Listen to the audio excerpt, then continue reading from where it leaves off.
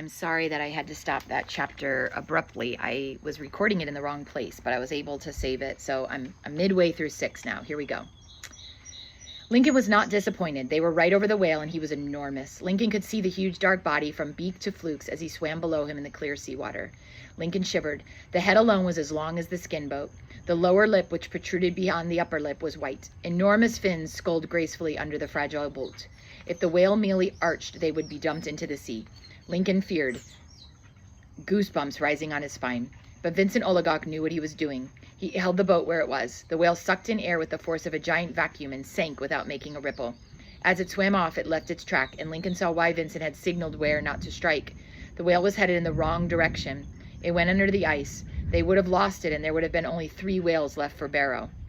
A boat from another camp paddled toward them. They had seen the whale and had come to help. The first crew to strike a bowhead is given credit for it, regardless of who actually kills it or brings it in. Vincent signaled, "No whale," and the Umiaks moved apart. The Oligok crew paddled up and down the lead, searching for other bowheads. With the arrival of that whale, the second run was on. A group of beluga whales, actually not whales but dolphins and far smaller than the bowheads, circled the Umiak curiously. Tugluk reached out to touch one, and it grinned at him before sounding. When it came back with 3 friends, Vincent spoke to them in Inuit. They frolicked and flapped their flippers, unafraid of the people. I'm also going to look up that word and find out how to pronounce it. I'm going to look that up for you guys. Rarely do the Barrow Eskimo take these little fellows when the bowheads are going by, and the belugas seem to know it. "Paddle home," Vincent said after an hour. "No more whales are here." As the Oligok crew pulled the Umiak on its ice ramp, Lincoln noticed the seams in the skins he had been nailing on. "These seams have needle holes in them," he said, aghast. "They are stitched with needles and threads. Why don't they leak?" "Special stitching," Ware answered. "Ask Little Owl about it.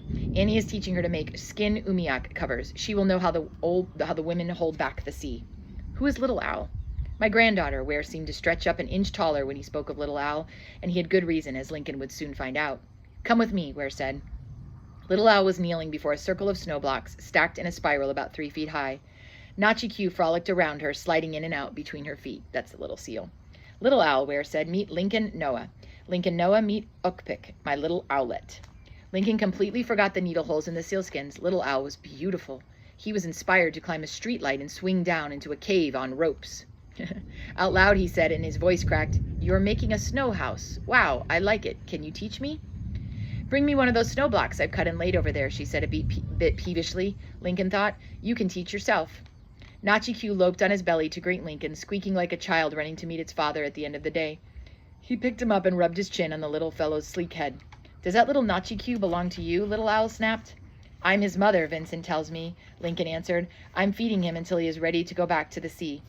"Well, I am building this house for him and me. You are a terrible mother." Lincoln frowned. "Why do you say that, Little Owl? I love him." He stroked the silvery fur on his back. "You know why." Her voice trembled. "No, I don't."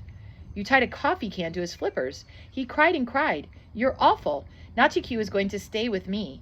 Then she drew herself up very straight. "I do not believe a whale is coming to you. It could not. You are crud. Or you are cruel. Sorry." "Tied a coffee can on him? I did not." "Who did then? You said you were taking care of him." She shook a snow-cutting knife in Lincoln's face, and he held Nachi-Q closer. "I didn't do it," he said, "but you're right.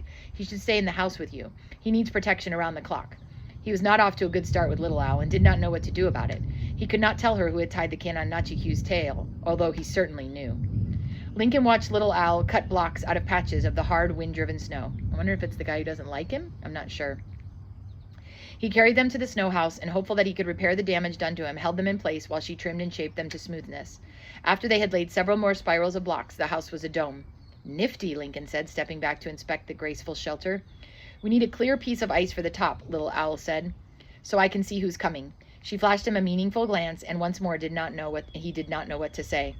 By the time he returned from the lead edge with a clear piece of ice, Little Owl had made a kontichak and was crawling down the tunnel-like arch into her igloo. I don't know if that means a tunnel. "Bring Nachi-Q in," she called, "but be kind to him." Stuffing Nachi-Q inside his parka, Lincoln went into the glowing house on his hands and knees. "This is wonderful," he said, looking around. "So silent and beautiful, so very silent. I can hardly hear my own voice." He glanced at Little Owl. Her face was knotted with anger. "You must believe me," he said. "I did not tie the tin can to Nachi-Q's feet." Little Owl studied the tips of her boots and then looked up. Her brown eyes bored into him. "All right," she answered, "but I will take him with me to eat." She gathered him up and crawled down the Contact. I guess it must be like a tunnel, leaving Lincoln alone. Like Romeo, he said to himself, I've got everything going against me. He slid out of the snow house and walked to the edge of the ice to console himself by watching the seals play. When those who were not sleeping finished today's menu of walrus stew and a batch of Eskimo donuts Bertha had made to celebrate Ware's arrival, Vincent took his old friend's arm and they walked to the edge of the ice, and Vincent dropped a feather onto the water. The current has changed, he said. Not good. It flows south, Ware said. Vincent threw a handful of snow into the air. No wind. Strange combination, said Ware. Lincoln did not understand what they had said, for they were talking in melodious Inupiat. Weary and hungry, he walked into the tent. Tiglook sat in the furs, shuffling the pinochle deck. Little Al was not around. He strode up to Tiglook, his fists clenched. Tiglook? The young man did not look up. Oligok camp, the CB sputtered. This is Oligok base in Barrow. Do you copy? Over. I copy you. Over, Bertha answered. This is your offer, Bertha. There's a young person here who needs to talk to you. He has some cocaine somewhere. He is having trouble with it. He needs your counsel. Over. How did he get it? Someone in the afternoon plane. How I hate the planes, Bertha said. They bring in liquor and drugs and ruin us. I cannot come in, Sarah. Send him out. Tell him to go through the whalebone arch and follow the ice trail that goes north. Over. See any whales, Bertha? One. It was too near the ice. What do the other camps see? Over. They are all closed in except you and the Kikinya crew, who are also on your lead. Rudd's crew is west of you. They moved an hour ago. The ice hit. Over. All right, we'll watch. Who is the boy you are sending? Over. Roy. She looked at the dwindling supplies in the already cramped tent. Cocaine, she said sorrowfully. Over. Cocaine. Over. Send him out. She flipped the switch. Lincoln was distressed. Drugs, alcohol, restrictions on whaling. No wonder the Eskimos hated outsiders. He picked up a donut and sat down near Bertha, his wrath for Tiglook gone. Are you a counselor, Bertha? He asked, for it had never occurred to him that she might have another job. She was Vincent Oligok's wife and the whale camp manager. I am a member of the Circumpolar Health Council. She shook her head. We have lots of problems, all right. The clash of the old and the new and too much money. Lots of our young people are all mixed up. Tiglook shuffled the cards. After a long silence, Lincoln crawled into the sleeping bag, picked up Waldo's copy of The Tundra Times, and read himself to sleep. Around midnight, Ware came into the tent and tapped Vincent, who had closed his eyes but was not sleeping. Sagvok, the current, he said. It is rushing north like a snow machine. Vincent got to his feet and put on his parka and snow shirt. Call the weather station, Bertha, he said, shaking her awake. See what is happening. He followed Ware outside. The sticks Utuk had put down were almost 80 feet apart, and the crack was 2 feet wide. Off the ice, Vincent called. Sagnik, Tiglook, come off watch. The ice is going out. He glanced at the midnight sun. Narrow clouds were strung across it like red threads. Off the ice! Get up, Lincoln, Bertha called. Close the stoves. Pack the pots and pans in the food box. Put them on a sled. She ran to the snow house. Little while, off the ice. We go. As Lincoln carried the food box outside, Cusick drove up with the last of the 4 snow machines, jumped off, and began hitching them to Vincent's sleds. Little Al and Ware had packed their sled, and Waldo and Ernie were lashing the Umiak to another. The ice was moaning and throbbing under their feet. The chunk where the boat had sat broke off and swirled out into the steely water. Ernie loaded the kerosene heating stove, and Bertha stowed the CB beside it. The tent was empty. Tiglook and Vincent knocked the steel tent stakes out of the ice with hammers. Lincoln picked up a hammer and hit a spike. The ice shattered around it, then split open like a log. The water gurgled below his feet. The crack widened. The tent fell. Sagnik dropped onto it and rolled it up, even while it was still fluttering down. Vincent pulled it onto a sled. Only the plywood floor remained to say where the Oligok whale camp had been. Cusick grabbed one end of a stack of 4 plywood sheets, Waldo the other. They tossed them onto the last sled and piled the sleeping skins and whale knives on top. Now there was nothing left but the sea ice and the water's fingers that were creeping up through the cracks. Ware signaled Little Al to get on the snow machine behind him, started the engine, and pulled out. Tiglook jumped onto a machine, jumped off, and ran to another. He mumbled to Vincent, who was standing on the rear of a sled. I'll let Lincoln have the new one. He loves snow machines. In 15 minutes, the camp that had been Lincoln's home for almost 4 days was gone, and 3 of Vincent's snow machines were roaring and ready to go. Lincoln Noah, Vincent called. Drive the orange machine. Everyone follow Cusick. Cusick, drive against the current. Look for a bridge. We are adrift. They took off. Lincoln pulled the starter cord. The engine would not start. He pulled again. Nothing. Again. Again. The other 3 machines in Ware were moving swiftly away. I'm panicking, he said to himself when the machine would not start in the 5th pull. Take it easy, Lincoln. Take it easy. He raised the hood, found the spark plug wires had been disconnected, put them back, and taking a deep breath, placed his fingers around the cord grip again. He pulled hard and evenly. It started. Lincoln jumped on the seat and turned the handles to feed the gas to the sputtering engine. The machine moved forward. Cusick was 300 feet ahead, shooting swiftly toward the pivot point of the moving flow. Lincoln concentrated on reaching him and with torturous slowness began to close the distance. Nachi Q! He stopped the snow machine and looked back. An enormous slab of blue ice was rising over the snow house. The monolith reared up, hung motionless for a moment, then crashed with a thundering explosion. The little house tipped and turned over. Nachikyu, forgive me. He pressed his lips together, accelerated, and sped after his crew. They were crossing the ice bridge to safety far ahead of him. Keeping in their tracks, he drove up to the top of an ice pile. There he stopped short and turned off the motor. 2 feet of water separated him from the landside bulk of the floating ice, and it was rapidly becoming 3.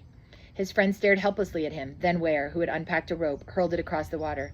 It fell at Lincoln's feet. He grabbed it, looped it around the machine, and turning on all the power, drove down the ice, bounced and shot through the air and across the water. He hit the other side with the treads. They spun, dug in, and pulled him to safety. The front of the sled was across, but the rear was in the water, sinking. Lincoln gunned the engine. The track slipped on the ice, and the heavy sled began pulling Lincoln and the machine down toward the sea. But he did not get off. He had to save Vincent's sled and machine. Carefully, he fed the gas. Pull! Pull! Lincoln looked up. Cusick, Utik, Ware, Sagnik, Waldo, Ernie, Bertha, and Little Owl were hauling on the rogue. Tiglook was tinkering with a sled. Pull! Pull! Vincent called out.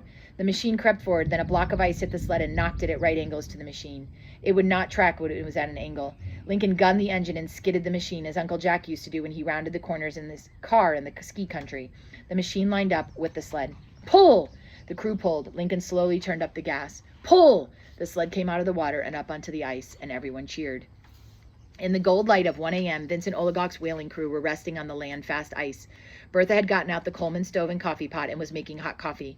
As the brew slipped down the weary whalers, they recovered their strength and began to sing. Lincoln listened and watched the red-orange sun climb the sky. The twilight of the night was over. Another day had begun, even while the last seemed to not to have ended. When Vincent and Ware had finished their coffee, they climbed a pressure ridge to get a wide view of the sea ice. Their lead was freckled with floes moving south, and the narrow clouds were gone. In their place was a mass of white and blue clouds billowing over the pack ice. Now a new guy comes. A-N-E-U-G, capital I. Vincent pointed to the wind cloud. We must move again. The 2 elders walked back to the crew. A new guy, Vincent announced. We drive to that distant glacier and get behind it. Lincoln led the caravan this time. The Oligok crew had hardly pulled up behind the 40-foot high rock of ice before the Anu Gai wind struck with the force of a hurricane. Safe from its blast, the whalers hunched on the lee sides of their sleds, their knees pulled up to their chins, their heads down. The glacier took the punishment. The Anu Gai carved deep scallops on its windward side. Lincoln listened to the wind. It sounded like trains roaring downhill, jets taking off, avalanches crashing down mountains. He blew his breath until into his Wolverine trim and thought about Uncle Jack. I hope you went to Florida, he said. Lincoln, it was Little Owl. She had crept through the blowing snow and wind to find him. Nachikyu will be all right, she said. He will fall into the sea and call. The other seals will find him and adopt him as you did. Thank you, he said. I am worried about him. He trusted me. Lincoln put his head on his knees and his eyes closed from exhaustion. Lincoln, Little Owl's voice sounded warm and friendly. What? I know who tied the coffee can on Nachikyu's feet. Forgive me. I forgave you the moment I saw you. Little Owl blushed and smiled. Lincoln, what? Want to learn how to do the 1-foot high kick? Sure. What is it? You kick a ball in a string 1 foot above your head. You are nimble. You could win. There's a contest at the Blanket Toss Festival. What's the Blanket Toss Festival? The Whale Festival. Vincent Oligok's crew will set the date. Why will we set it? The captain who gets the first whale sets the date. We are going to get the first whale. Lincoln lifted his head. With Little Owl beside him, the weariness was gone. He longed to hold her hand and thank her for comforting him, but he was too stiff and cold to move. The festival is a lot of fun, she went on. People come from all the villages. Everyone is invited. Lots of maktak, lots of goose, Eskimo donuts, walrus, seal, caribou, and then there's the blanket toss. We are tossed high in the air on a trampoline of skins. We fly like a bird and come back down. The blanket toss is really fun. Maybe I can't do a 1-foot high kick, Lincoln said. Then what? You could do a 1-arm reach. All you have to do is stand on one hand, reach up with the other, and hit a ball that is on a string above your head. Or you could throw the whale lance like Cusick does. He is very good at that. He wins every time. Lincoln did not take up the subject. She thought harder. You could do the seal walk. What's that? Walk on your hands with your legs off the ground, parallel to the floor. You're kidding. No, I'm not. Cusick will show you. You can do it because... A new guy, the wind, took her words and flung them far over the sea ice, and he did not hear. Because, Lincoln Noah, I have changed my mind about you. I believe a whale is coming to you. And that's the end of chapter 6, the second part of chapter 6.